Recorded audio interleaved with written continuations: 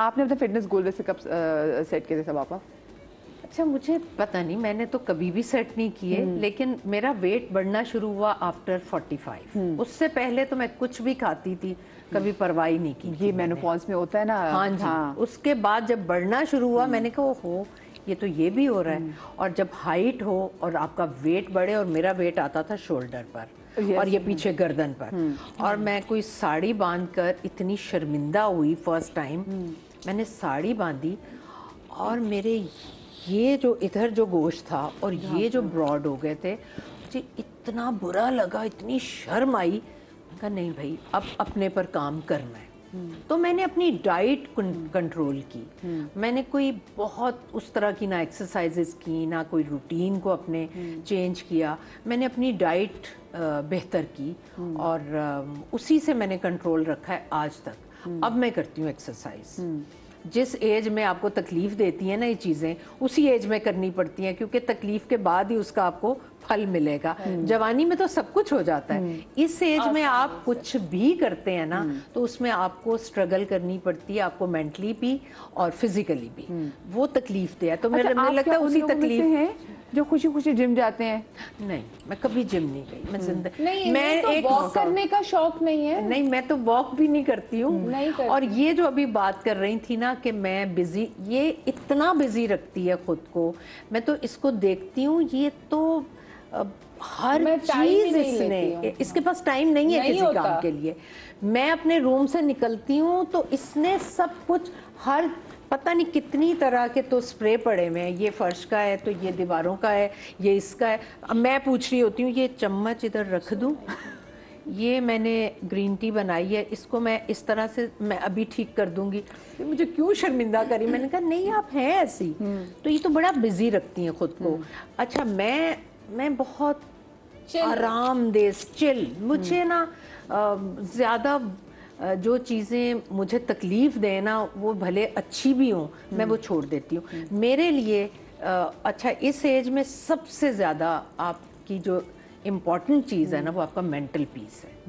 आपका जहन अगर पुरसुकून है ना, तो आपको हर चीज़ उसी ऐनक से नज़र आएगी। जहन आपका अगर पुरसुकून नहीं है, उसमें कोई हलचल है, उसमें कोई नेगेटिविटी है, उसमें किसी के खिलाफ आपके दिल के वो चीज़ें आपको बर्बाद कर दें। अच्छा, मैं ना आप देखिए अभी आप भी हैं, समझिए हम भी बैठी हुई हैं, ठीक है, और साथ में मुनज़्ज़ा जी भी हैं। तो मैं देख रही हूँ कि वो बहुत सारी लड़कियों को लगता है ना कि यार जब अब शादी हो गई, बच्चे हो गए, आपकी प्रोग्रेस ख़त्म होगी, तो आप दोनों जो ख़वातीन हैं वो इतनी एक अच्छी एग्जांपल है हमारे सामने कि बच्चे, ठीक है, बच्चों को आपने उसमें लगाया और उसके बाद देन आपका अपना जो इर्तिका का प्रोसेस है, एंड क्योंकि एक बूम में है, दोनों ज़बरदस्त काम करें, क्योंकि समहाउ हमारे यहाँ अगेन वही ये समझा जाता है कि जी जो ज़्यादातर आगे बढ़ने का स्कोप है वो जो बिल्कुल नए लड़के लड़कियाँ जो नहीं, हाँ।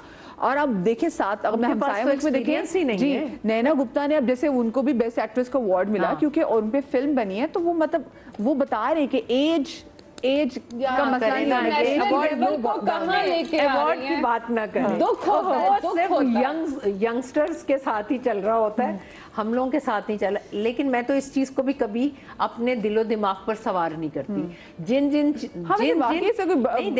जिन प्रोजेक्ट पर अभी भी अवार्ड मिले हैं, जिन लड़की को, लड़के को, डायरेक्टर को, उसमें बेस्ट काम मेरा था, बहुत ज्यादा और बहुत अप्रिशिएट हुआ।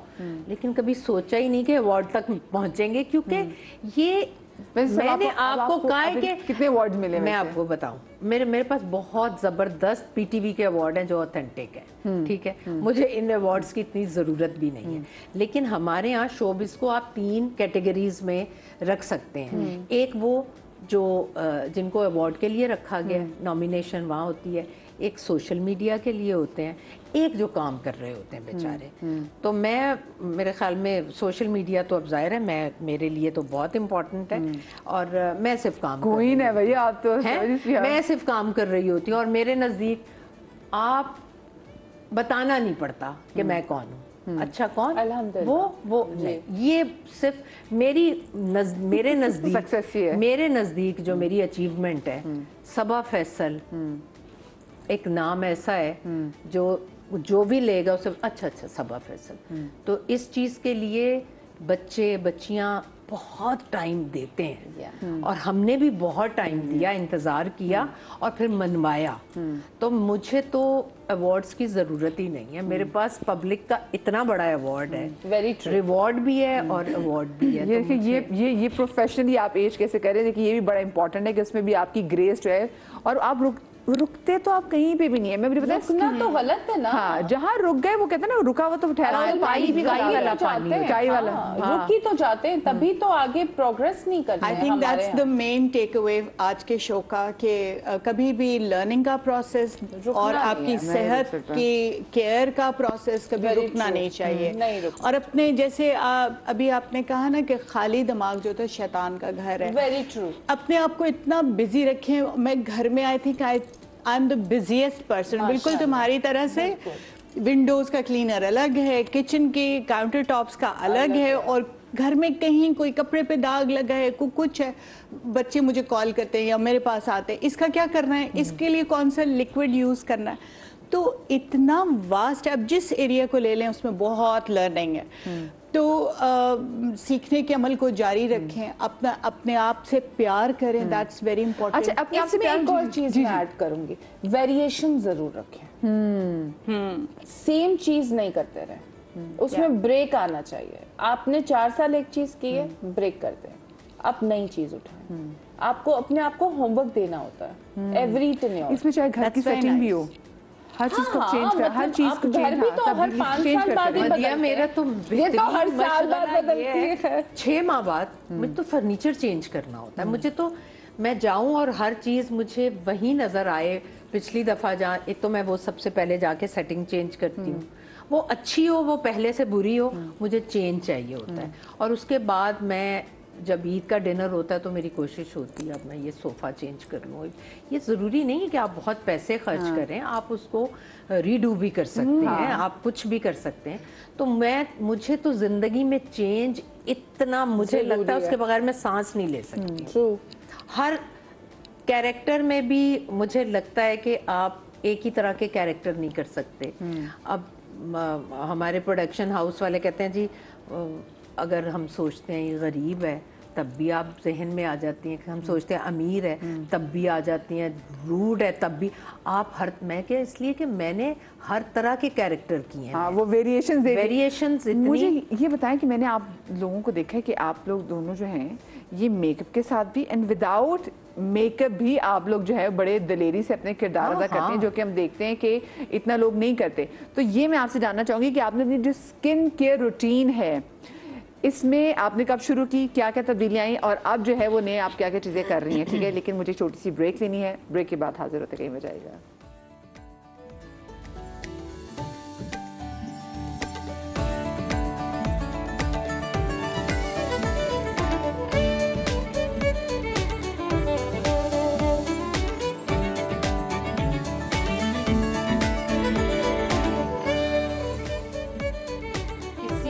Welcome back after the break. जनाब, आज का हमारा शो ये है कि आप किस तरीके से ग्रेसफुली, बिकॉज हर बंदे को एज करना है, ग्रेसफुली एज आप कैसे कर सकते हैं।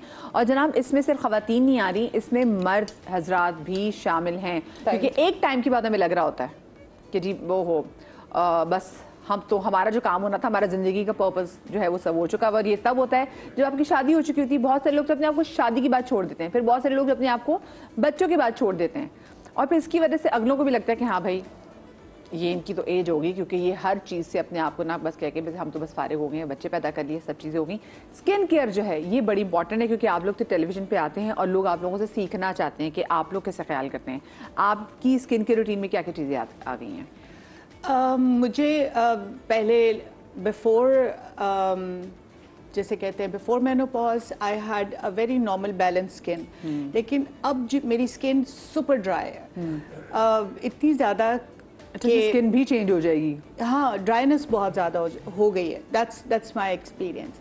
तो अब बिलीव नहीं करेंगे, तमाम ऑयल्स में सबसे हैवी ऑयल है कैस्टर ऑयल। बिल्कुल। मैं रोज़ सुबह रोज़ वाटर स्प्रे करके तकरीबन 10 ड्रॉप्स फेस के डिफरेंट हिस्सों पे, 3 ड्रॉप्स इधर 3 इधर, एंड ऑल 10 ड्रॉप्स लगा के देन आई मसाज नकल्स के साथ पूरा फेस मसाज करती हूँ। और वो ऑयल कहाँ जाता है इन हाफ एन आवर किसी को नहीं पता, लेकिन स्किन जो है वो रिंकल नहीं करती है उतनी बैडली। जो है उनको मैं सेलिब्रेट करती हूँ, लेकिन this is how I keep my skin naturally fine. और सनस्क्रीन ज़रूर लगाएं। वो जब मैं सुस्ती करती हूँ कभी तो मेरी बेटी भी मेरे पीछे पड़ जाए, जोहा मुझे कही थी नहीं सनस्क्रीन कुछ नहीं करे, सनस्क्रीन लगा ले। बिकॉज जब हम ऑफ होते घर में 100 काम, अच्छा आज मैंने ये करना है वो करना है, तो कभी कभार मैं भूल रही होती तो वो कहती सनस्क्रीन वो लगा लें ज़रूर। तो ये जो आपने ऑयल की बात की, कल मेरे शो में सीमी राहिल आई हुई थी और वो बता रही थी कि वो रोज सुबह ऑलिव ऑयल की 2 चम्मच कहती मधिया में पीती हूँ। और मैं उनकी उंगलियां देख रही थी, उनके इतने खूबसूरत हाथ हैं। तो उन्होंने कहा देखो, बल्कि मेरी फैमिली में है प्रॉब्लम है, रोमेटाइटिस की प्रॉब्लम है, लेकिन मुझे नहीं। और उनकी इतनी खूबसूरत उंगलियां, कहती मैं पीती हूँ और मैं तवातुर से पीती हूँ। It's very good. सो ये ऑयल का भी इस्तेमाल जो है ना, आयशा साहब की, चाहे वो स्किन के लिए हो चाहे वो खाने के लिए हो, लिवर के लिए भी बहुत अच्छा। स्किन के लिए बहुत मेजर एक चीज जो है ना वो आपकी गट हेल्थ है।